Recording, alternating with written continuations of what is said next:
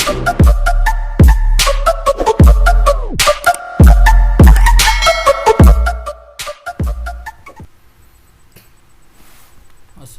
warahmatullahi wabarakatuh. Perkenalkan, nama saya Suparman dengan NIM 25 kelas B.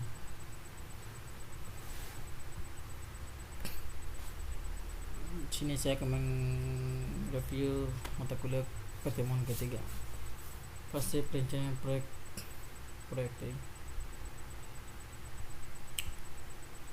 Pengertian perencanaan menurut AB 2001 dalam Opar Hanif 2009 adalah susunan atau rumusan sistematik mengenai langkah tindakan-tindakan yang akan dilakukan di masa depan dengan didasarkan pada pertimbangan yang sama atas potensi faktor eksternal dan pihak-pihak yang berkepentingan dalam rangka mencapai suatu tujuan tertentu.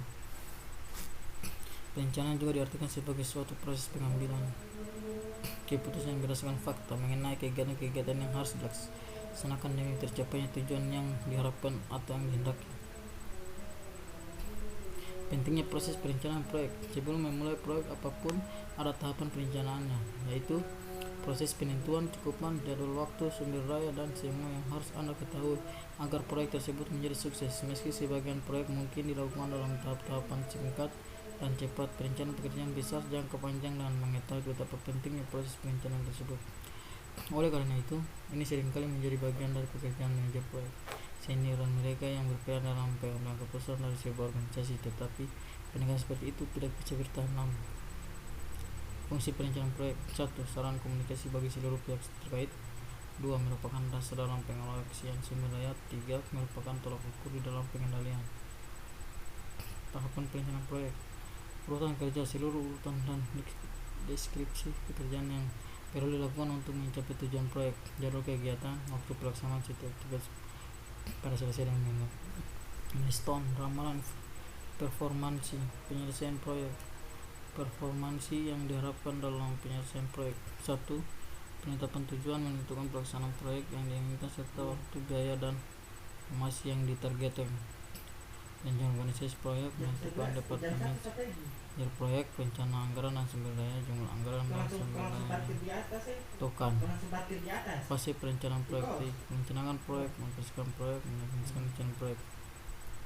1. Merencanakan proyek. Ada 4 bagian dalam merencanakan proyek agar dapat dijalankan dengan baik, yaitu perencanaan strategi, mengidentifikasi sistem PD proyek, kendala proyek, menetapkan prioritas proyek. Strategi perencanaan peningkatan efisiensi dan menentukan sasaran. Contoh kelemahan problem yang ditemukan pada fase definisi. B. Membahas proyek untuk mengetahui dan menentukan lingkup pada proyek yang akan dilaksanakan berdasarkan hasil dari fase definisi.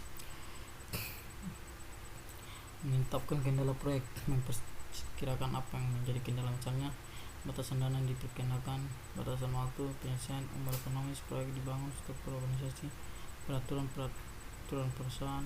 D. Menetapkan prioritas proyek, kriteria rasional, meningkatkan keuntungan, menghemat biaya, meningkatkan kelangsungan hidup sistem, keterkaitan hubungan dengan subsistem lain, kebutuhan mendesak.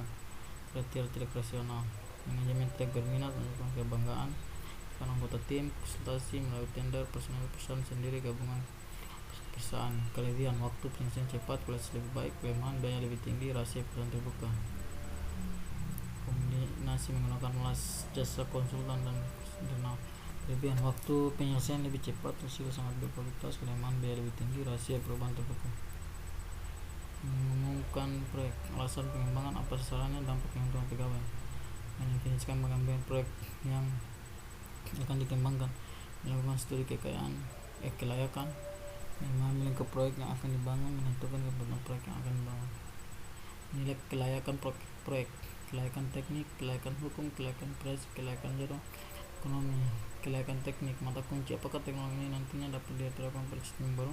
Hal yang dipertimbangkan: ketersediaan alat dan teknologi di pasar, ahli yang mengoperasikannya. Kelayakan hukum: kata kunci, apakah sistem akan dikembangkan tidak menyimpang dari hukum yang berlaku. Hal-hal yang dipertimbangkan: prosedur yang digunakan pada sistem, teknologi jaringan yang digunakan. 3. Kelayakan operasi, kata kunci, apakah sistem nanti dapat diterapkan dalam organisasi perusahaan. Hal-hal yang dipertimbangkan: kemampuan operasi sistem, kemampuan pengendalian kelayakan jadwal. 5. Kelayakan ekonomi dan teknik manajemen proyek. Oke, sekian dari saya, lebih dan kurangnya mohon dimaafkan. Wabillahi taufiq wal hidayah. Assalamualaikum warahmatullahi wabarakatuh.